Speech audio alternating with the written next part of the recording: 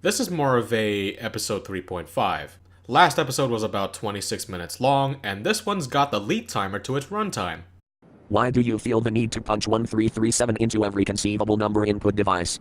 That shit stopped being amusing like a decade ago. No you. Right now I'm feeling the need to punch my fists into your ugly stupid fucking face, and when I does you'll still be feeling it a decades from now.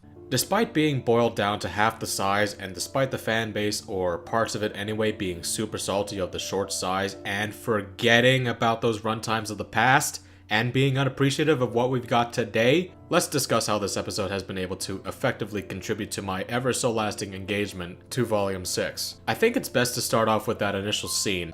I last left off the previous review commenting on how we're seeing a different side of Oz that the shell is cracking open. To see that face of sadness even shocked me a little bit too, since again, Oz promised them the world, promised them heroism, promised to lead them to victory, only to suddenly say, I don't have one.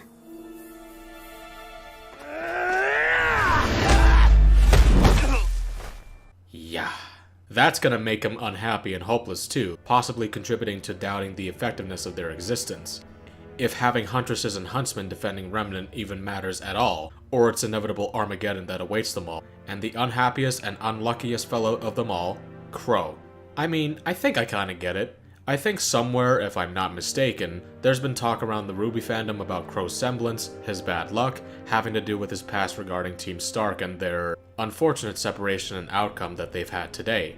To have the man that he's worked alongside for years, did the hard work for a greater cause, only to basically say, yeah, we're basically fucked, was kinda gut-wrenching, not gonna lie. Quick thought before I move on, but has Oz been suffering through self-delusion to drown out his pain and guilt?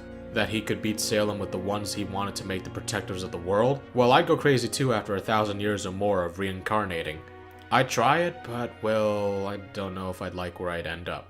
This kinda puts Oz in the same position that Richtofen ended up in Blood of the Dead. No plan, no way out, just survive any way they can.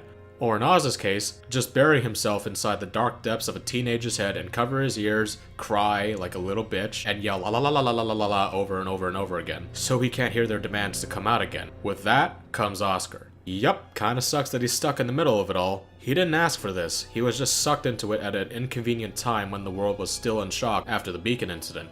But thankfully, Maria is there to be the negotiator, the one that balances out the situation and calms everyone down. And she doesn't take anything from anyone. Lady, I don't know who you think you are, but...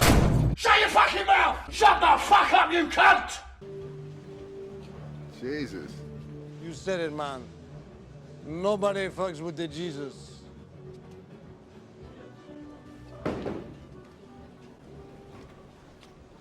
Eight-year-olds, dude. So what do I look for when it comes to villains? Well, performance and voice are one thing. You can have a crappy villain / antagonist with an enticing and well-acted performance, but what about the other things? What do they do to the story? Why should I care or even be remotely intimidated / intrigued about their presence? A few examples of villains that have intrigued me in recent years in some way are Thrawn, Thanos, Heath Ledger's Joker, Stefano Valentini from The Evil Within 2, and Peter Straub. But I'm getting ahead of myself. Only a couple of the examples that I've listed have a somewhat visible backstory. Now that's it too. No backstory on something like Dr. Straub for me just to get invested with his character, but I needed a backstory for Salem just to actually give a shit. Or look twice for her existing in the narrative. She's just been sitting on her ass for the past 2 volumes, so why the fuck would I, as a viewer, want to actually, care? Next, the horror elements. I do love me some horror. Ever since RWBY Volume 4's premiere and season back in 2015, I've been enticed by Rooster Teeth's ability to create a space of horror when it comes to giving the team a chance to digest the gritty truth of what their occupation is like. Someone at Rooster Teeth seems to have gone into my brain and said, hey, that guy's a Resident Evil and COD Zombies freak, so let's give him some horror. He'll love it! So what's the gift I got? Well, for starters, Tyrion being the biggest troll ever, and acting like that gossipy kid in the corner who's giddy about the classmates being bad and the teachers yelling at them. In addition, of course, just being an overall troll. I mean, yeah, he's just making Emerald piss herself, and oh my, poor Emerald cannot catch a break, because, well, it seems, Hazel's been bad too. But Watts is a good kid. He can stay unscathed for now, but for Hazel... Bring on the grabby hands. The most abusive, death grips detention experience you will ever experience. Now only $3.99. Pre-orders open now. Blah blah blah blah blah. Fuck you. On the topic of this scene, it seems that at the center of it, in addition to the previous encounter with Tyrion outside, there's but one connection driving the dialogue. Cinder! We failed because of Cinder.